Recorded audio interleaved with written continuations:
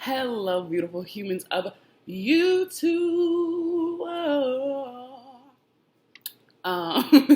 This is how I'm starting my video. Okay, so I'm just going to say, like, straight off the bat, I have done an hour of research about this certain topic, and I've watched multiple videos and seen the different types of people who talk about critical race theory. And then I just watched a video by a Princeton professor who explains critical race theory in a very intelligent and meaningful way. So, and I was like, okay, now I understand. And maybe it's because sorry, there's stuff on my computer.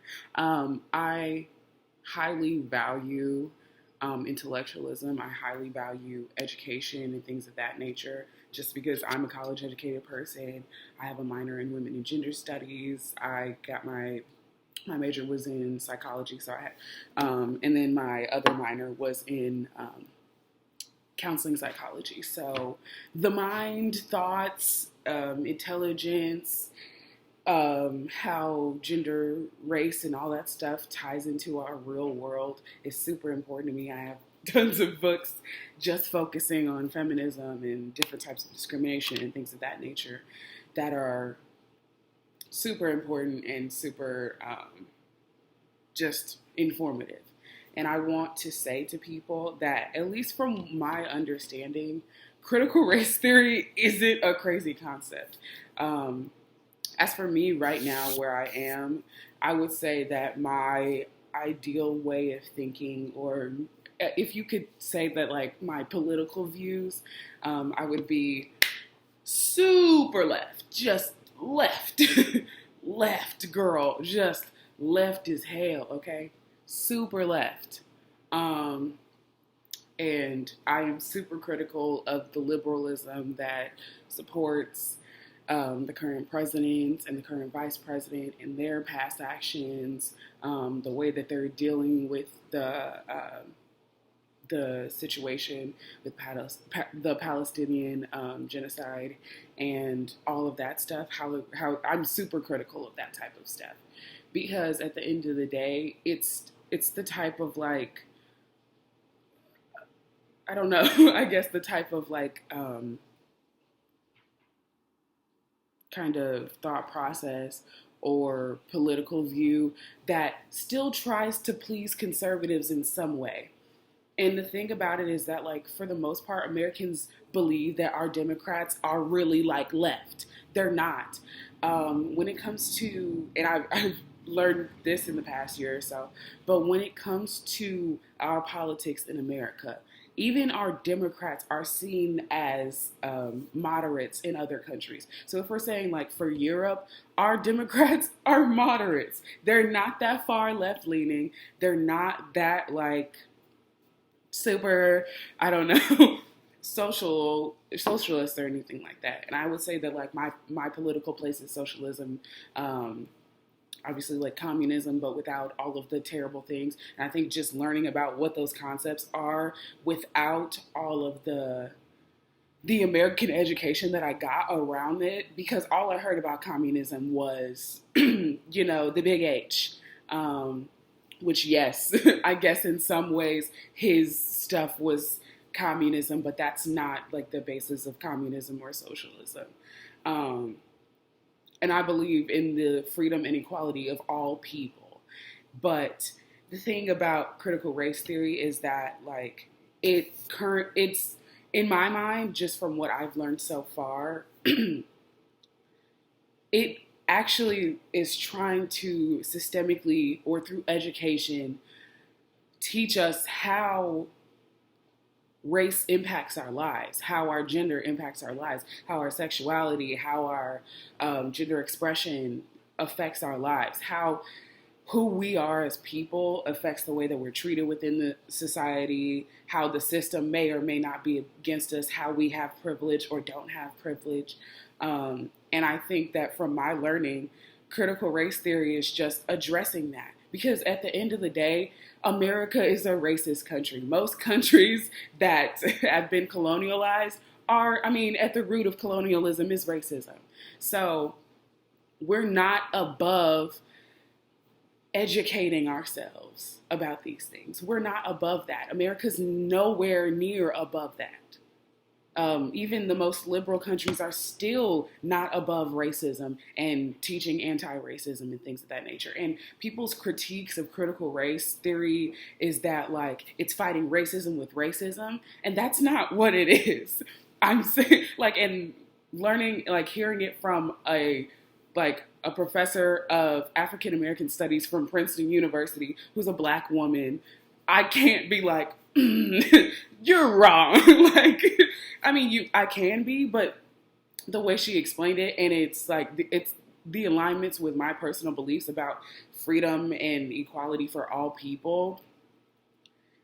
Critical race theory is so essential, especially right now, because the way that our world works, it is trying to get into this colorblindness. And this isn't like, I think the thing that people are critical of when it comes to critical race theory is that like, well, you just want us to treat each other different because like we're like you just want us to treat each other different, and isn't it technically racist for you to bring up race, like that type of stuff. Or like some people believe that it's encouraging discrimination against people, but like at the end of the day, what doesn't make sense to me is that critiquing white people or critiquing whiteness, which is essentially just white supremacy, critiquing whiteness or white supremacy is not harmful. It is not dangerous. It's not mean to do that. Our country, most countries have yet to do that.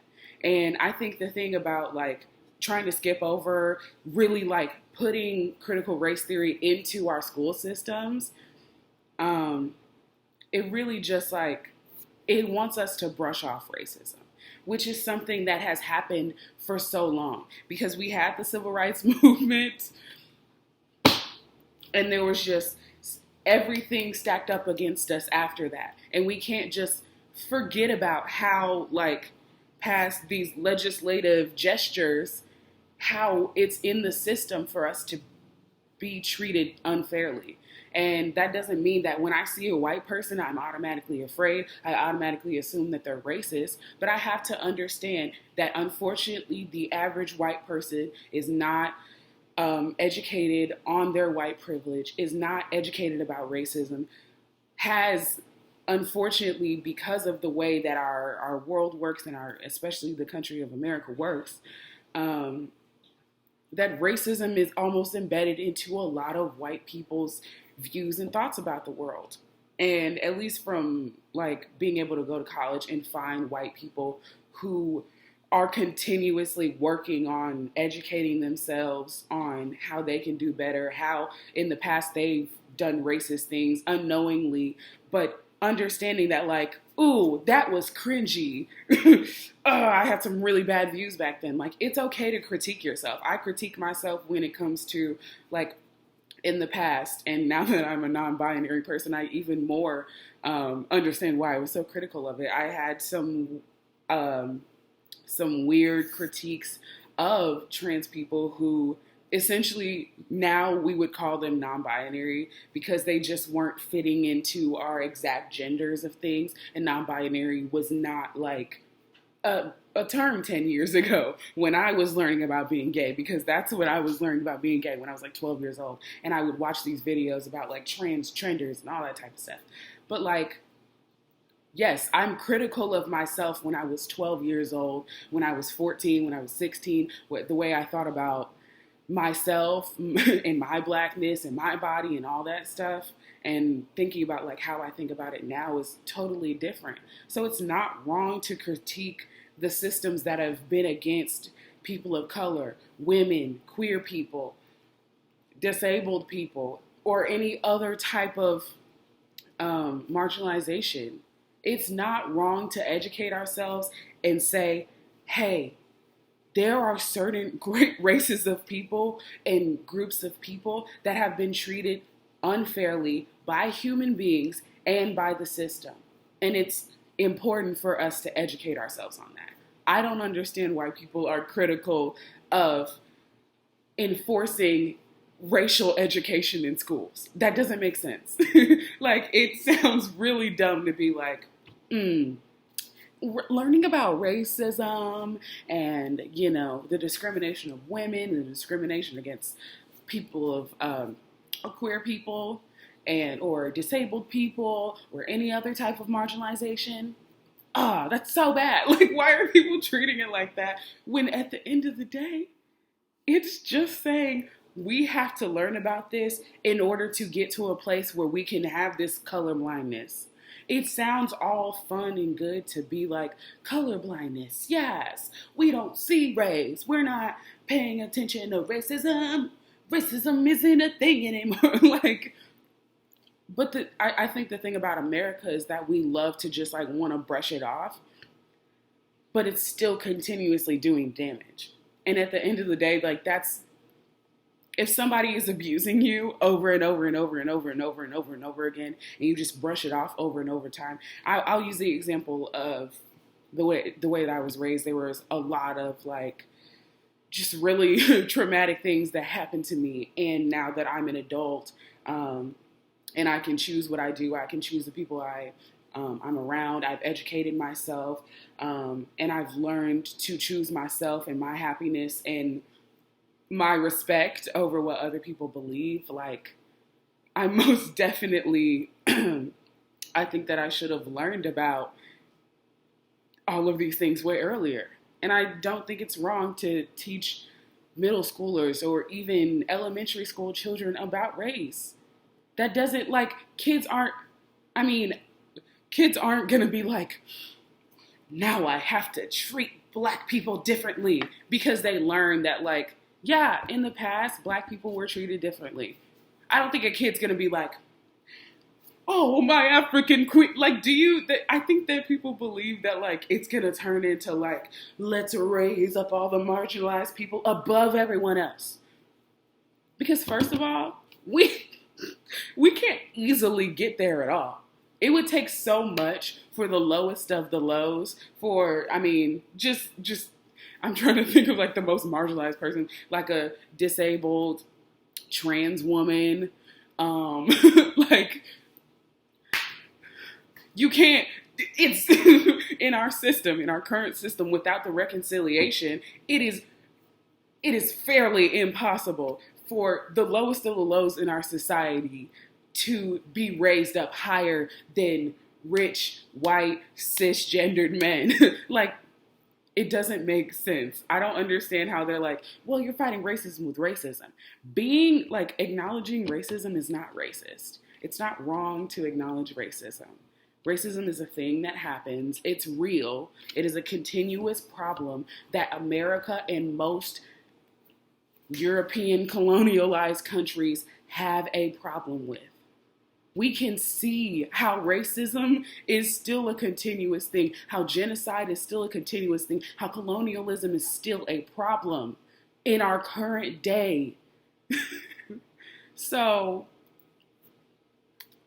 at the end of the day, choose ye this day which side you will choose. You can be on whatever side of history that just wants to brush off the fact that, like, our past is dangerous and we need to educate ourselves and do better so that we can get to this. Because at the end of the day, I don't want to have to think about race that much. I don't enjoy thinking about race. It's not like a thing that I continuously obsess over, but it's important to address it because the world treats people differently because of those things. The world treats people differently based on their marginalizations, and that is a thing. And we can't just ignore that any longer because it just continues racism. People can just brush off their microaggressions as like, oh, it's just like going up to their Black friend who they know wears wigs and being like, oh, girl, I love your wig. Cute, Susie, but that was a microaggression. That was rude. You could have just said, I like your hair. Like, you can say like, oh, I like your hair, whatever. And then you come over here and touch my hair. Leave me alone.